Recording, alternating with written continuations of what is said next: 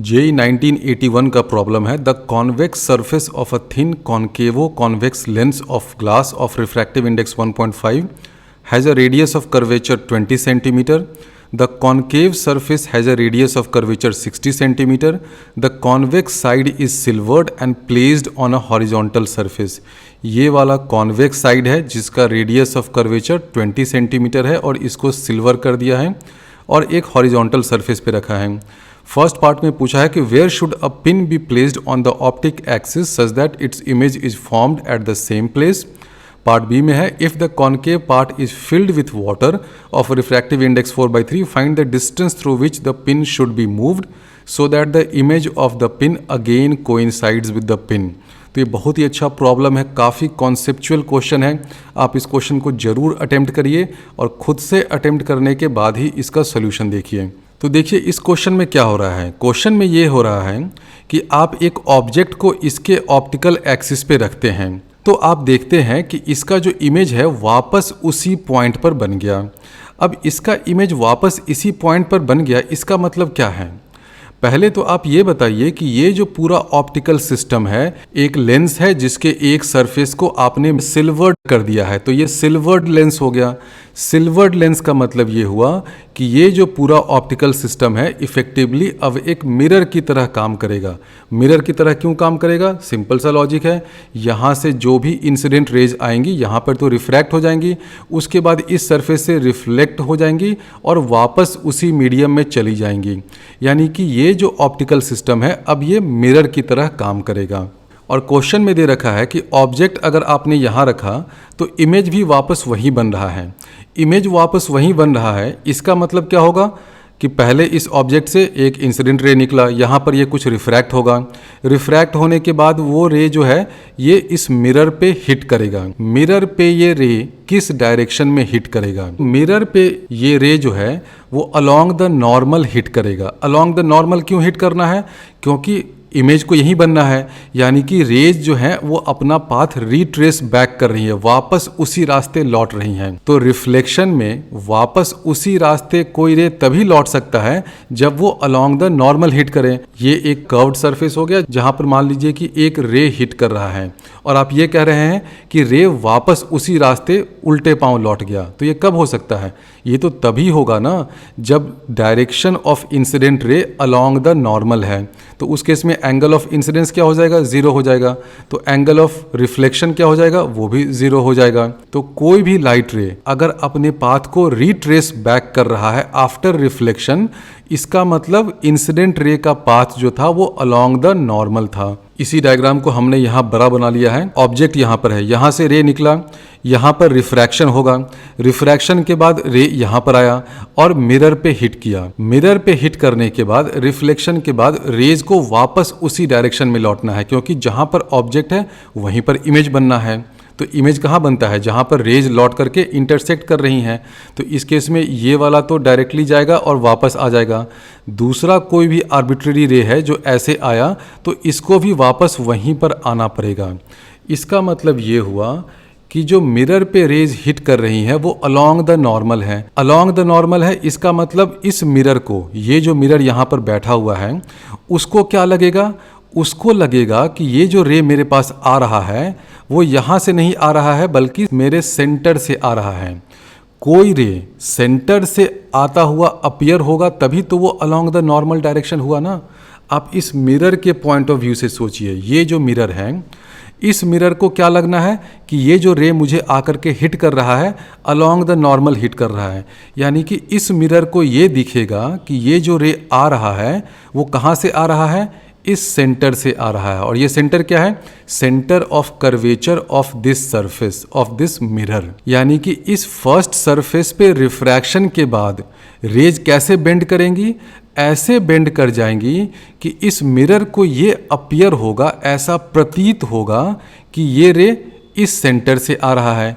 यानी कि रिफ्रैक्शन के बाद इस ऑब्जेक्ट का इमेज कहाँ बना, इस सेंटर पे बना. ध्यान रखिए ये फाइनल इमेज नहीं है, ये इंटरमीडिएट स्टेप वाला इमेज है. इस पूरे क्वेश्चन में दो चीज हो रहा है, इस फर्स्ट सरफेस पे रिफ्रैक्शन हो रहा है और इस सरफेस पे रिफ्लेक्शन हो रहा है. तो ऑब्जेक्ट यहाँ है, रे यहाँ पर आया, यहाँ पर जो रिफ्रैक्शन हुआ उस रिफ्रैक्शन के कारण इमेज यहाँ बनेगा। इमेज यहाँ क्यों बनेगा? इमेज यहाँ बनेगा तभी तो ये जो रिफ्रैक्टेड रे है जो अब इस मिरर पे हिट कर रहा है, तो मिरर को ये अपीयर होगा कि ये वाला रे इस सेंटर से आ रहा है। अब इस सेंटर ऑफ कर्वेचर का डिस्टेंस क्वेश्चन में दे रखा है, तो इस सरफेस के लिए जो रिफ्रैक्शन होगा उसका आप इक्वेशन लिखिए और बहुत आसानी से ये ऑब्जेक्ट डिस्टेंस फाइंड कर सकते हैं। तो ये कॉन्सेप्चुअल अंडरस्टैंडिंग आपको इस तरह के क्वेश्चन में होनी चाहिए कि एग्जैक्टली क्या हो रहा है। अभी इस क्वेश्चन को मैं एक इंटायरली डिफरेंट मेथड से भी सॉल्व करूंगा, लेकिन ये जो पहला मेथड है ये ज़्यादा कॉन्सेप्चुअली स्ट्रॉन्ग है, इसमें आपको ज़्यादा फील आएगा। फील क्या हो रहा है कि ऑब्जेक्ट यहाँ पर है, ऑब्जेक्ट से रे निकला, यहाँ पर रिफ्रैक्शन हुआ, रिफ्रैक्शन होने के बाद जो इमेज बनेगा वो यहाँ बनेगा, यहाँ पर इमेज बना, इसका मतलब इस मिरर के लिए ऑब्जेक्ट का काम अब कौन करेगा? ये सी करेगा। यानी कि इस मिरर को लगेगा कि रे जो है वो इस सी से आ रहा है, तो मिरर तो देखेगा कि अरे सी तो मेरा सेंटर ऑफ कर्वेचर है, रे उसी डायरेक्शन में आ रहा है, यानी कि जो इंसिडेंट रे आ रहा है अलोंग द नॉर्मल आ रहा है, तो उसको वापस उसी डायरेक्शन में उल्टा भेज दो। और रे का पाथ रिट्रेस करना क्यों जरूरी था?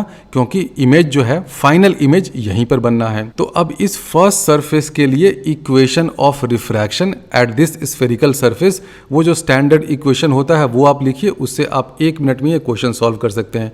इक्वेशन क्या होता है? μ2 by v minus μ1 by u, this is equal to μ2 minus μ1 by r। अब इसमें μ2 μ1 क्या होगा वो सब देखिए। सबसे पहले तो आप ये पूछिए हमसे कि किस सरफेस की बात आप कर रहे हैं। मैं बात कर रहा हूँ इस सरफेस की, तो इसमें μ2 क्या होगा? μ2 होगा उस मीडियम का रिफ्रैक्टिव इंडेक्स जिसमें रिफ्रैक्टेड रेज हैं, यानी कि μ2 हो जाएगा इस लेंस का रिफ्रैक्टिव इंडेक्स। कितना होगा भाई? क्वेश्चन में दे रखा होगा 1.5, तो कर दो 1.5 बाई v। अब v क्या होगा ये सोचने वाली बात है। v मतलब फर्स्ट सरफेस जहाँ पर रिफ्रैक्शन हो रहा है, उस सरफेस पे रिफ्रैक्शन के बाद जो इमेज बन रहा है उसका इमेज डिस्टेंस। तो ये इमेज डिस्टेंस क्या होगा? इस सेंटर ऑफ कर्वेचर के डिस्टेंस के बराबर होगा, और ये नेगेटिव होगा क्योंकि साइन स्कीम से इंसिडेंट रे इधर से आ रहा है, तो ये माइनस हो जाएगा, इधर वाला रीजन प्लस हो जाएगा। तो इस इमेज का इमेज डिस्टेंस कितना होगा? जितना रेडियस ऑफ कर्वेचर है उसमें माइनस लगा दीजिए, और ये भी अज्यूम कर लीजिए कि ये थिन लेंस है। क्वेश्चन में दे ही रखा होगा थिन लेंस। हाँ देखिए, थिन लेंस के बिना तो काम ही नहीं चलता है। तो ये अगर आपने अज्यूम कर लिया है कि ये थिन लेंस है, तो इस सरफेस से इस सी का डिस्टेंस या यहाँ से सी का डिस्टेंस सब सेम होगा। तो इस सी का डिस्टेंस फ्रॉम दिस सरफेस कितना दे रखा है क्वेश्चन में? क्वेश्चन में दे रखा होगा the convex surface has radius of curvature 20 centimetre, यानी कि ये वाला रेडियस 20 है, तो ये वाला डिस्टेंस भी 20 ही होगा, क्योंकि ये जो लेंस है थिन लेंस है, इसकी चर्बी पतली है, ज़्यादा मोटी चर्बी नहीं है, इसका तोंद पतला है। तो आप v को लिख सकते हैं -20, तो लिखिए v -20 माइनस μ1 कर दीजिए। μ1 होगा एयर, क्योंकि इंसिडेंट रेज किस में है? एयर में है, बाई u क्या है? वही तो मुझे फाइंड करना है। This is equal to μ2 minus μ1, यानी कि 0.5 डिवाइडेड बाई r। r क्या होगा? बहुत सिंपल है, r हो गया इस सरफेस का रेडियस ऑफ कर्वेचर। क्वेश्चन में दे रखा है कि ये 60 है, और ये भी नेगेटिव होगा। क्यों नेगेटिव होगा? क्योंकि सेंटर तो इधर ही है ना, दोनों सरफेसेस का सेंटर तो नेगेटिव साइड में है, तो r की वैल्यू हो जाएगी -60। तो यहाँ पर डाल दीजिए -60। अब इस इक्वेशन को सॉल्व करिए तो u की वैल्यू आ जाएगी -15 सेंटीमीटर। ये सॉल्व हो गया। तो बहुत ही सिंपल क्वेश्चन था। कॉन्सेप्चुअल अंडरस्टैंडिंग आपकी अगर क्लियर है तो बिल्कुल आप 1 मिनट में सिर्फ इस एक इक्वेशन को लिख करके इस क्वेश्चन को सॉल्व कर सकते हैं। अब इसी क्वेश्चन को हम लोग दूसरे तरीके से करते हैं। किस तरीके से? अभी जो मैंने कॉन्सेप्ट समझाया था ना, सिल्वर्ड लेंस वाला कॉन्सेप्ट, तो बच्चों को तो लगेगा कि सर इस लेंस को तो सिल्वर कर दिया गया है, तो क्यों नहीं वो आप उस सिल्वर्ड लेंस वाला फॉर्मूला यूज़ कर रहे हैं, इतना अच्छा फॉर्मूला आपने सिखाया। बिल्कुल सही बात है, मैं उस फॉर्मूले का भी यूज़ करके इस क्वेश्चन को सॉल्व करता हूँ, वो लेकिन थोड़ा सा इस मेथड से लेंदी हो जाता है, 1-2 स्टेप उसमें एक्स्ट्रा लग जाता है। सिल्वर्ड लेंस वाला जो कॉन्सेप्ट था उसमें हम लोग क्या करते हैं, पहले इस लेंस का फोकल लेंथ फाइंड करते हैं, उसके बाद ये मिरर है उसका फोकल लेंथ फाइंड करते हैं, और इस पूरे ऑप्टिकल सिस्टम का इक्विवेलेंट फोकल लेंथ क्या हो जाता है? Equivalent focal length 1/f equivalent, this is equal to -2/fl + 1/fm। fl क्या हुआ? जो लेंस दे रखा है उसका फोकल लेंथ, FM क्या हो गया, जो मिरर है उसका फोकल लेंथ। ये स्टैंडर्ड रिलेशन होता है। कहाँ पर यूज होता है? जब भी किसी लेंस को सिल्वर कर दिया जाए तो ये जो पूरा ऑप्टिकल सिस्टम है अब एक मिरर की तरह बिहेव करता है। ध्यान रखिए, ये पूरा सिस्टम एक मिरर बन गया। कहने को इसको सिल्वर्ड लेंस बोलते हैं लेकिन है ये मिरर। तो ये पूरा ऑप्टिकल सिस्टम एक मिरर की तरह बिहेव करता है और उस मिरर का इक्विवेलेंट फोकल लेंथ क्या होता है? ये होता है 1/f equivalent is equal to -2/fl plus 1/fm।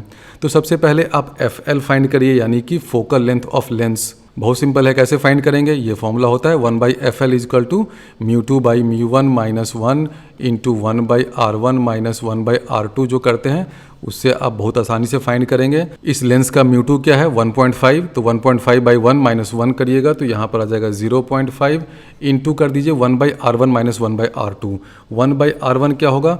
इस सरफेस का रेडियस ऑफ कर्वेचर। ये कितना है? क्वेश्चन में दे रखा है कि ये 60 सेंटीमीटर है और साइन स्कीम से माइनस होगा, तो यहाँ पे लिखिए 1/-60 माइनस कर दीजिए 1/r2। r2 क्या हो जाएगा?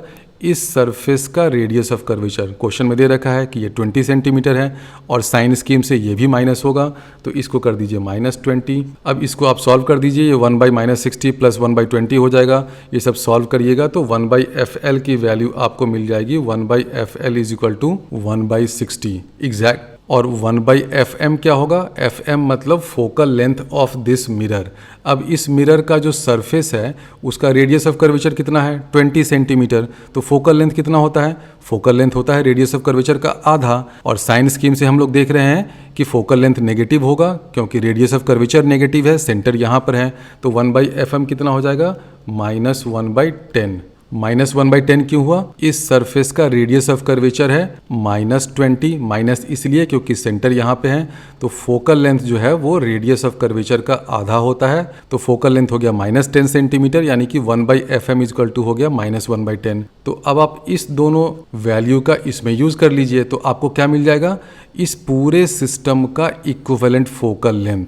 तो पूरे सिस्टम का इक्विवेलेंट फोकल लेंथ क्या हो जाएगा? -2/fl plus 1/fm। तो उसको आप लिखेंगे तो ये हो जाएगा 1/f equivalent is equal to -2/fl यानी कि -2/60 प्लस 1/fm यानी कि -1/10। This is equal to -8/60। अब ये तो आ गया इस सिस्टम का इक्विवेलेंट फोकल लेंथ। लेकिन क्वेश्चन में मुझसे क्या पूछा था? क्वेश्चन में मुझसे ये पूछा था कि ऑब्जेक्ट को कहाँ रखा जाए ताकि इमेज भी वहीं बन जाए। तो ऑब्जेक्ट और इमेज डिस्टेंस में क्या रिलेशन होगा? बहुत सिंपल है, 1/v plus 1/u this is equal to 1/f equivalent.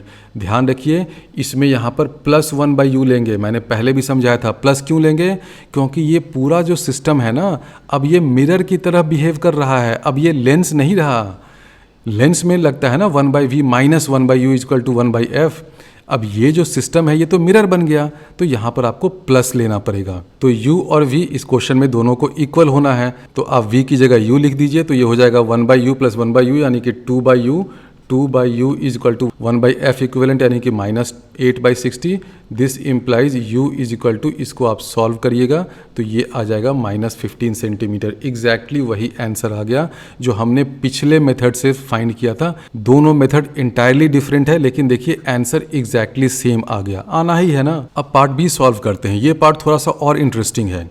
Part B में ये कर दिया है कि जो concave part of the lens है, if the concave part is filled with water of refractive index 4/3, find the distance through which the pin should be moved so that the image of the pin again coincides with the pin. यानी कि part B में क्या हुआ, जो concave portion था इसमें आपने पानी डाल दिया, पूरा इसको फिल कर दिया पानी से। जब इसको पानी से फिल कर दिया तो अब देखिए क्या हुआ, ये जो पानी है ये भी तो डिफरेंट मीडियम हो गया। लेंस है, इसका रिफ्रैक्टिव इंडेक्स 1.5 है, पानी है इसका हो गया कितना, पानी का हो गया 4/3 है, और यहाँ पर तीसरा एयर तो है ही 1 रिफ्रैक्टिव इंडेक्स का। यानी कि ये जो वाटर है इस वाटर के थ्रू भी रिफ्रैक्शन होगा, इस लेंस के थ्रू भी रिफ्रैक्शन होगा, और तीसरा ये महाशय यहाँ पर मिरर तो बैठा ही है कि जो दोनों रिफ्रैक्शन के बाद जो रे इसके पास आएगा उसको ये पलट देगा, उल्टा देगा, उल्टे पांव लौटा देगा। तो ये सब होने के लिए ऑब्जेक्ट डिस्टेंस कितना होना चाहिए। और इस पार्ट में भी क्या है कि image of the pin coincides with the pin, यानी कि जहाँ पर आपने ऑब्जेक्ट रखा, पिन को रखा, वहीं पर इमेज बनना है। यानी कि इस केस में भी वही लॉजिक लगेगा जो पिछले क्वेश्चन में लगा था कि जो मिरर पे रेज अभी हिट करेंगी ना, वो अलोंग द नॉर्मल हिट करेंगी। इस केस में भी देखिए क्या होगा, ऑब्जेक्ट यहाँ पर है, फाइनल इमेज यहाँ पर आना है, लेकिन इस फाइनल इमेज के बनने से पहले क्या क्या होगा रे के साथ। फाइनल इमेज को सेम पॉइंट पे बनना है जहाँ पर ऑब्जेक्ट है, तो क्या होगा, यहाँ से रेज आई, पहले वाटर और एयर सरफेस पे यहाँ पे रिफ्रैक्ट होंगी, फिर रेज अंदर घुसी, फिर यहाँ पर स्फेरिकल सरफेस है, यहाँ पर रिफ्रैक्ट होंगी, फिर अंदर आई तो यहाँ पर मिरर मिला, यहाँ से रिफ्लेक्ट होंगी। लेकिन मिरर पे जो रेज हिट करेंगी वो किस डायरेक्शन में हिट करेंगी, बिल्कुल वही लॉजिक लगाइए जो पिछले पार्ट में लगाया था। मिरर पे जो रेज हिट करेंगी वो अलोंग द नॉर्मल हिट करेंगी। मिरर को ये लगना चाहिए कि ये सब जो रेज आ रही हैं ना, मेरे सेंटर ऑफ कर्वेचर से आ रही हैं। मिरर को ये लगेगा तभी मिरर बोलेगा कि हाँ बेटा, तुम तो मेरे अलोंग द नॉर्मल आए हो, मैं तुम्हें वापस उसी डायरेक्शन में रिफ्लेक्ट कर देता हूँ। और वापस उसी डायरेक्शन में रिफ्लेक्ट होना क्यों जरूरी है, क्योंकि इमेज को तो वापस वहीं बनना है जहाँ पर ऑब्जेक्ट है। तो इस केस में भी मिरर पे जो रेज हिट करेंगी वो अलोंग द नॉर्मल होंगी। लेकिन मिरर पे हिट करने से पहले इस रे के साथ क्या क्या जुल्म और सितम हो रहा है। इस रे के साथ 2 बार रिफ्रैक्शन हो रहा है।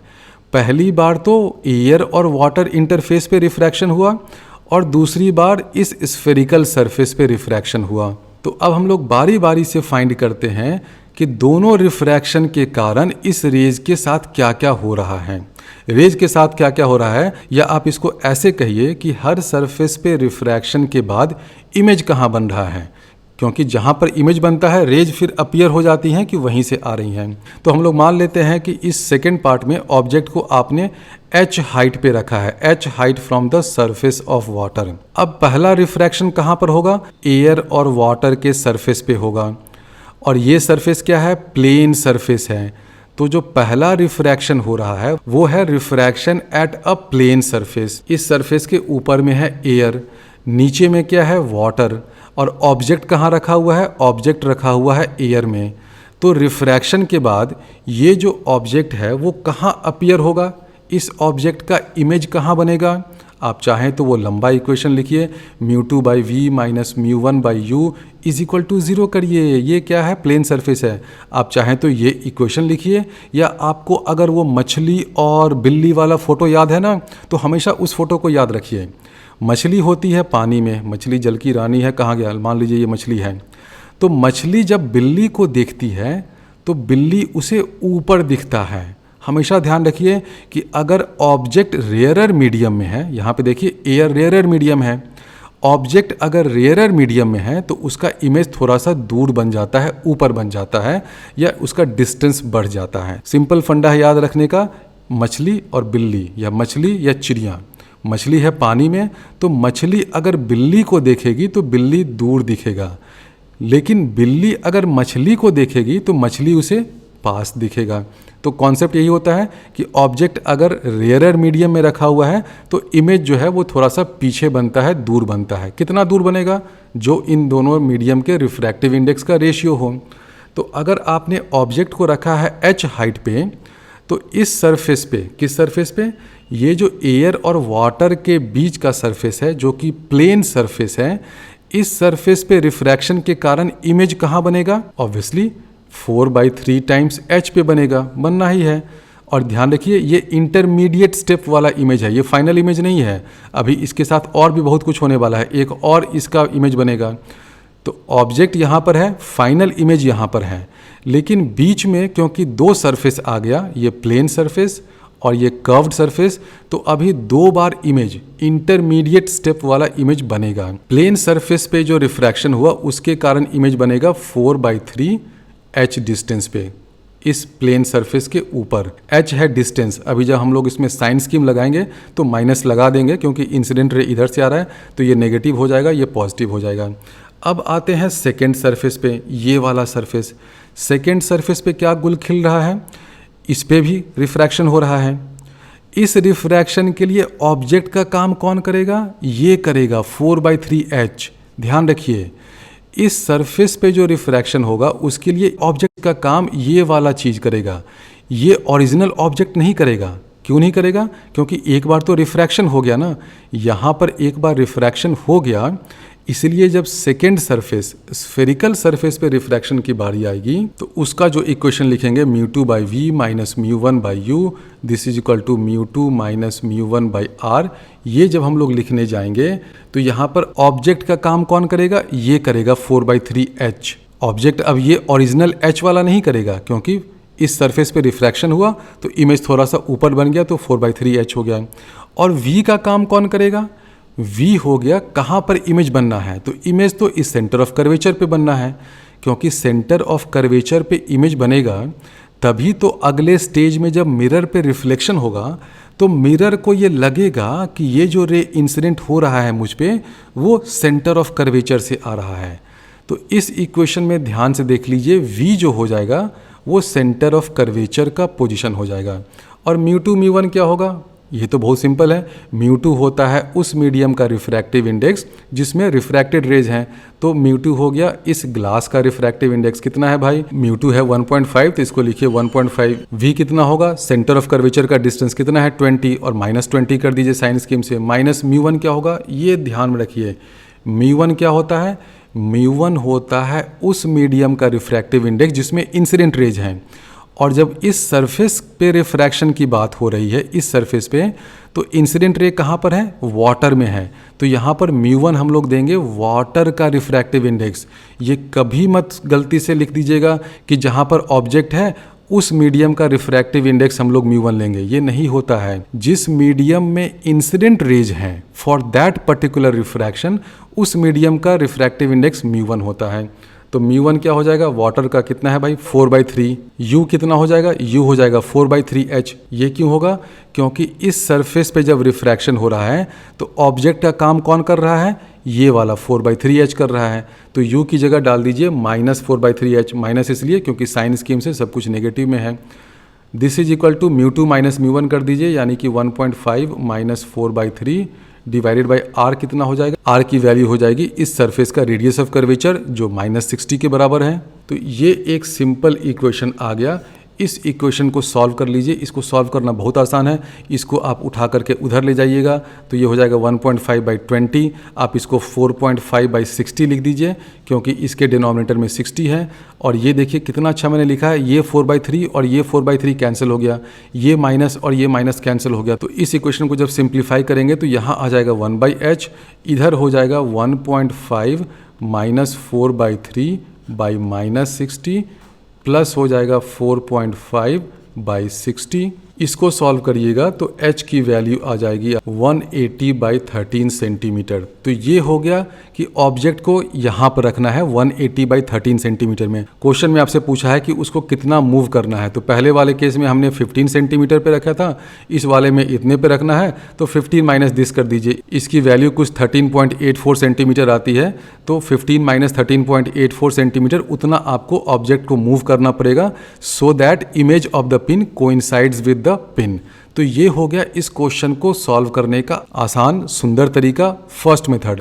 अब इस क्वेश्चन को भी अगर आप चाहें तो सिल्वर्ड लेंस वाले कॉन्सेप्ट से सॉल्व कर सकते हैं, लेकिन उस कॉन्सेप्ट से सॉल्व करने से थोड़ा सा लंबा हो जाता है और थोड़ा सा उसमें एक कॉन्सेप्चुअल पेंच भी फंसता है जो बहुत से बच्चे कंफ्यूज कर जाते हैं उसको समझने में। मैं आपको भी समझा देता हूं उस मेथड से भी कि क्या होगा। सिल्वर्ड लेंस वाले कॉन्सेप्ट में आपको क्या करना पड़ेगा? देखना पड़ेगा कि ये जो पूरा ऑप्टिकल सिस्टम है इसका इक्विवेलेंट फोकल लेंथ क्या होगा। तो हम लोग फाइंड करते हैं 1/f इक्विवेलेंट, वो कितना हो जाता है? -2/fl plus 1/fm। ये तो स्टैंडर्ड रिलेशन है। अब यहाँ पर ध्यान ये देना है कि ये जो fl है कौन सा लेंस का फोकल लेंथ। इस क्वेश्चन में देखिए अब दो लेंस हो गया। ये जो वाटर सरफेस है ये भी तो एक लेंस की तरह काम कर रहा है, और ये जो ओरिजिनल लेंस आपको क्वेश्चन में दे रखा था कॉनकेवो कॉन्वेक्स, वो तो लेंस है ही। तो जब हम लोग यहाँ पर fl फाइंड करेंगे तो हम लोग को दो डिफरेंट लेंसेज का फोकल लेंथ फाइंड करना पड़ेगा, और जो फॉर्मूला होता है ना, कौन सा formula? Equivalent focal length of two lenses in contact, उसका यूज़ करके आपको लिखना पड़ेगा कि 1/fl this is equal to 1/f water, यानी कि वाटर वाला जो लेंस का पोर्शन है उसका फोकल लेंथ, प्लस कर दीजिए 1/f ग्लास। मान लेते हैं कि ये ग्लास है तो एफ जी वाला पोर्शन, तो ये आपको फाइंड करना पड़ेगा। उसके बाद इस इक्वेशन को सॉल्व करिएगा तो आपको 1/f इक्विवेलेंट आ जाएगा। तो जल्दी जल्दी से मैं इसको भी कर देता हूँ। सबसे पहले हम लोग इस एफ वाटर को फाइंड करते हैं। एफ वाटर का मतलब क्या हुआ कि ये जो लेंस बना ना वाटर के कारण, ये एक लेंस की तरह काम कर रहा है, उसका फोकल लेंथ क्या हो जाएगा, म्यू -1 करिए। म्यू कितना होगा, वाटर का 4/3 है, तो 4/3 -1 करिएगा तो ये हो जाएगा 1/3 इंटू 1/r1 माइनस 1/r2। अब 1/r1 क्या होगा, पहला सरफेस तो प्लेन है यानी कि 1/इनफाइनाइट हो गया। तो वाटर से जो लेंस बन रहा है उसका पहला सरफेस तो प्लेन सरफेस है, इसलिए 1/इंफिनिटी लिख दिया। दूसरा सरफेस है ये वाला और इसका रेडियस ऑफ कर्वेचर है -60, तो यहाँ पर लिख दीजिए -60। तो वाटर से जो लेंस बना ये वाला लेंस, इसका 1/f क्या हो जाएगा, ये हो जाएगा, आप यहां से करिए तो हो जाएगा 1/180। और इस ओरिजिनल लेंस का 1/f कितना है वो हमने फर्स्ट पार्ट में ही फाइंड किया था, उसको मैं ऐसे लिख दूं 1/fg नाम कर देते हैं, एज्यूमिंग कि ये ग्लास का बना हुआ है, बस अलग नोटेशन दिखाना था इसलिए मैंने fg कर दिया है। वो हमने पिछले पार्ट में फाइंड किया था, वो था 1/60। ये कहाँ से आया था, इस मटेरियल का म्यू है 3/2, तो वो सब करेंगे तो 1/fg की वैल्यू आ गई 1/60। और इन दोनों लेंसेज को आपने कांटेक्ट में रखा है। देखिए ये पहला लेंस हो गया वाटर से बना हुआ लेंस और दूसरा ये वाला लेंस हो गया जो क्वेश्चन में ही दे रखा था। दोनों थिन लेंसेज हैं, दोनों कांटेक्ट में हैं। तो थिन लेंसेज जब कांटेक्ट में हो तो उनका इक्विवेलेंट फोकल लेंथ क्या हो जाता है, 1/fw प्लस 1/fg। ये स्टैंडर्ड रिलेशन होता है, जब दो लेंसेज कांटेक्ट में हो तो इक्विवेलेंट फोकल लेंथ इस रिलेशन से हम लोग फाइंड करते हैं। अब आप यहाँ पर कर दीजिए 1/180 प्लस 1/60, इसको जब सॉल्व करेंगे तो इसकी वैल्यू क्या हो जाएगी, ये हो जाएगा 3/180 plus 1/180, this is equal to 4/180, तो ये हो जाएगा 1/45। तो हमने ये फाइंड किया कि ये जो दो लेंसेज हैं इन दोनों को आपने कांटेक्ट में रखा है, तो equivalent focal length of these two lenses कितना हो जाएगा, 45 सेंटीमीटर। और इस पूरे ऑप्टिकल सिस्टम का फोकल लेंथ कैसे फाइंड करेंगे, यहाँ से इस रिलेशन से, तो 1/fl की जगह इस रिलेशन में आप 1/45 रख दीजिए। 1/ फोकल लेंथ ऑफ मिरर कितना हो जाएगा, पिछले पार्ट में भी हमने फाइंड किया था, फोकल लेंथ ऑफ मिरर क्या हो जाएगा, -10 सेंटीमीटर हो जाएगा, क्योंकि रेडियस ऑफ कर्वेचर इसका -20 है। तो यहाँ पर कर दीजिए 1/-10। तो इसको जब सिंप्लीफाई करेंगे तो आपको इस पूरे सिस्टम का F इक्विवेलेंट मिल जाएगा। अब यहाँ पर एक थोड़ा सा कॉन्सेप्चुअल क्वेश्चन कुछ स्टूडेंट्स के माइंड में आता है। क्वेश्चन ये आता है कि बच्चे सोचते हैं कि सर ये आपने इस वाटर को लेंस मान लिया, ठीक है, लेकिन इस वाटर के एक तरफ तो एयर है जिसका रिफ्रैक्टिव इंडेक्स 1 है, दूसरी तरफ यहाँ पर एक दूसरा मीडियम है जिसका रिफ्रैक्टिव इंडेक्स 3/2 है। तो आप जब वाटर से बना हुआ लेंस उसका फोकल लेंथ फाइंड कर रहे हैं तो आपने ये लेंस मेकर फॉर्मूला कैसे लगा दिया। बहुत ही अच्छा क्वेश्चन है, बहुत ही कॉन्सेप्चुअल क्वेश्चन है। अगर आपके भी माइंड में ये क्वेश्चन आया है तो अच्छी बात है, ये सब डाउट्स आने चाहिए, इन्हीं सब डाउट्स का क्लैरिफिकेशन होना चाहिए ताकि आपका कॉन्सेप्चुअल अंडरस्टैंडिंग स्ट्रांग हो। तो डाउट क्या होता है कि ये जो दो मीडियम है, एक वाटर, ये दूसरा 3/2 रिफ्रैक्टिव इंडेक्स वाला मीडियम, दोनों अलग अलग रिफ्रैक्टिव इंडेक्स के हैं, दोनों को आपने कांटेक्ट में रखा है, तो आप फोकल लेंथ कैसे आप इस फॉर्मूले से, लेंस मेकर फॉर्मूला से फाइंड कर रहे हैं। उसका सिंपल रीजन देखिए क्या है। सिंपल रीजन ये है कि हमने जब इस वाटर से बने हुए लेंस का फोकल लेंथ फाइंड किया तो हमने किस तरीके से फाइंड किया, हमने ये एज्यूम किया कि ये वाटर सरफेस है और ये एयर में रखा हुआ है। कहाँ पर, एयर में, यानी कि इस साइड भी एयर है 1 रिफ्रैक्टिव इंडेक्स, इस साइड भी 1 रिफ्रैक्टिव इंडेक्स का एयर है, और एयर में रखने पे उसका फोकल लेंथ इतना आ गया 180 सेंटीमीटर। उसी तरह ग्लास के केस में भी हमने ये एज्यूम किया कि ये लेंस है, इसको हमने एयर में रखा तो फोकल लेंथ उसका 60 सेंटीमीटर आ गया। और अब इन दोनों को हम कांटेक्ट में ला रहे हैं, तो जो थिन लेंसेज इन कांटेक्ट वाला फॉर्मूला है वो यहाँ पर अब लगा दीजिए। तो ये जो हमने फाइंड किया ना, फोकल लेंथ ऑफ वाटर या focal length of this glass lens, ये हमने उस लेंस को एयर में, दोनों साइड एयर मानते हुए फाइंड किया, और ये बिल्कुल सही तरीका है।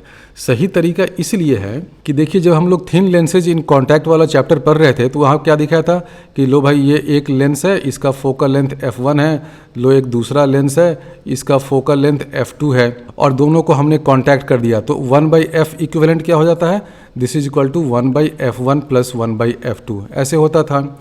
और ये F1 और F2 हम लोग कैसे फाइंड करते थे कि ये लेंस है, इधर एयर है, इधर एयर है, या दोनों साइड जो भी सेम मीडियम है, ये जनरली हम लोग एयर ही लेते हैं। तो ये मानते हुए इसका फोकल लेंथ फाइंड किया। उसी तरह इधर भी एयर, इधर भी एयर, 1 का रिफ्रैक्टिव इंडेक्स मानते हुए इसका फोकल लेंथ फाइंड किया। और दोनों लेंसेज को जब कांटेक्ट में लाते हैं तो 1/f इक्विवेलेंट ये हो जाता है। तो इस रिलेशन में देखिए, एस.सी. वर्मा की बुक में भी आप देखिएगा, कहीं भी refractive index of these two lenses की बात हुई है? क्या क्वेश्चन में आपको ये कंडीशन लगाया गया कि दोनों लेंसेज का रिफ्रैक्टिव इंडेक्स सेम होना चाहिए? बिल्कुल नहीं लगाया गया। मान लीजिए कि ये जिस मीडियम का है उसका रिफ्रैक्टिव इंडेक्स 2 है, ये जिस मीडियम का बना हुआ है उसका रिफ्रैक्टिव इंडेक्स 3 है। इस मीडियम के लेंस का फोकल लेंथ F1 फाइंड किया, इस मीडियम के लेंस का फोकल लेंथ F2 फाइंड किया, और 1/f इक्विवेलेंट ये हो जाएगा जब दोनों को कांटेक्ट करेंगे। जब दोनों को आप कांटेक्ट करेंगे, दोनों लेंस यहाँ पर आ गया। तो फॉर्मूले में कभी भी आपसे ये अजम्पशन तो नहीं बोला है मानने को कि ये मीडियम और ये मीडियम दोनों का रिफ्रैक्टिव इंडेक्स सेम हो, कभी नहीं बोलता है। क्योंकि हम लोग F1 और F2 कैसे फाइंड कर रहे हैं? हम लोग F1 और F2 दोनों का अलग अलग सेपरेटली फाइंड कर रहे हैं। जैसे इस केस में भी हमने F1 जो फाइंड किया वो किस अजम्पशन में फाइंड किया कि ये जो वाटर का ड्रॉपलेट है या वाटर जो है वो हवा में सस्पेंडेड है, लटका हुआ है, उसके इधर भी एयर है, इधर भी एयर है, तो इसका फोकल लेंथ कितना हुआ? जो भी आया था 1/180 या कुछ आया था वो आ गया। उसी तरह ये जो दूसरा मीडियम है ये भी ऐसे ही हवा में लटका हुआ है, इस तरह से है ये दूसरा मीडियम, इसके दोनों साइड एयर है, इधर भी 1, इधर भी 1, इसका भी हमने फोकल लेंथ फाइंड कर लिया। और जब दोनों को कांटेक्ट में लाएंगे तो इक्विवेलेंट फोकल लेंथ क्या हो जाएगा? तो इसलिए ये बिल्कुल सही है। तो आप इस कंफ्यूजन में मत रहिए कि ये जो वाटर है इसके दोनों साइड डिफरेंट मीडियम है, तो आप लेंस मेकर फॉर्मूला कैसे लगा रहे हैं? लेंस मेकर फॉर्मूला मैं लगा रहा हूँ, कब लगा रहा हूँ?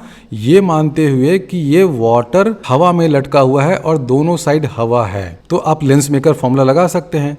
तब आप इस वाटर के कारण जो लेंस बन रहा है उसका फोकल लेंथ फाइंड कर सकते हैं। उसी तरह ये जो दूसरा लेंस है इसका भी आप फोकल लेंथ फाइंड कर सकते हैं। ये तो मैंने पार्ट 1 में ही फाइंड कर लिया था, फोकल लेंथ 60 सेंटीमीटर आया था। और जब दोनों को हम कांटेक्ट में लाते हैं, इस लेंस को और इस वाटर को, तब जो नया सिस्टम बनता है, जो लेंस बनता है, उसका इक्विवेलेंट फोकल लेंथ ये हो जाएगा। तो ये बात ध्यान में रखिएगा कि जो एस.सी. वर्मा की बुक में या किसी भी बुक में आपको थिन लेंसेज इन कांटेक्ट का जो टॉपिक रहता है ना, जिसमें ये रिलेशन डिराइव करते हैं, उसमें कहीं भी ये अजम्पशन नहीं है कि जो दोनों लेंसेज हैं वो सेम रिफ्रैक्टिव इंडेक्स के हों। एक का रिफ्रैक्टिव इंडेक्स 2 हो सकता है, दूसरे का 3 हो सकता है, बिल्कुल हो सकता है। तो उस केस में आप ये मत सोचिए कि मैं F1 कैसे फाइंड करूं, इधर तो एयर है जिसका रिफ्रैक्टिव इंडेक्स 1 है, इधर 3 हो गया। नहीं, F1 तो आपने ऑलरेडी फाइंड कर लिया। इनको कांटेक्ट में लाने से पहले ही आप फोकल लेंथ दोनों लेंसेज का इंडिविजुअली फाइंड कर लेते हैं। इसको सटाने से पहले हमने एक लेंस का फोकल लेंथ फाइंड किया, इसका फोकल लेंथ फाइंड किया, इसका फाइंड किया, F1 आया, इसका फाइंड किया, F2 आया। अब जब दोनों को सटाएंगे तब इक्विवेलेंट फोकल लेंथ इस रिलेशन से हमें मिल जाएगा। दोनों लेंसेज डिफरेंट मीडियम के हो सकते हैं और उनको हम कांटेक्ट में लाते हैं तो भी हम लोग इस रिलेशन को यूज़ कर सकते हैं। तो इस रिलेशन का यूज़ करके 1/fl कितना आ गया? ये आ गया 1/45। तो 1/f इक्विवेलेंट कितना हो जाएगा? -2/45 प्लस 1/f मिरर का कितना है भाई? 1/-10 था, तो ये हो जाएगा -13/90। और अब हमें पता करना है कि इस पूरे ऑप्टिकल सिस्टम में ऑब्जेक्ट डिस्टेंस क्या हो, ताकि object distance is equal to image distance. और ये पूरा ऑप्टिकल सिस्टम क्या है? अब ये मिरर की तरह बिहेव कर रहा है, तो मिरर इक्वेशन लगाइए। तो मिरर इक्वेशन लगाएंगे 1/v plus 1/u, this is equal to 1/f equivalent, यानी कि दिस इज इक्वल टू -13/90, और v is equal to u है, यानी कि 2/u is equal to -13/90। This implies u is equal to -180/13 centimetre. तो इस method से भी देखिए u की एग्जैक्टली वही वैल्यू आ गई जो हम लोगों ने पिछले मेथड से फाइंड किया था। आना ही था एग्जैक्टली सेम वैल्यू। अब सेम वैल्यू आ रहा है, इसका मतलब ये मेथड बिल्कुल सही है। ये मेथड थोड़ा सा लंबा है, कॉन्सेप्चुअली स्टूडेंट्स को थोड़ा सा डिफिकल्ट लग सकता है, लेकिन फिर भी इस मेथड को समझ लीजिए, ताकि आपको जितने भी ज़्यादा मेथड मालूम रहेंगे आपकी कॉन्सेप्चुअल अंडरस्टैंडिंग उतनी इम्प्रूव करेगी।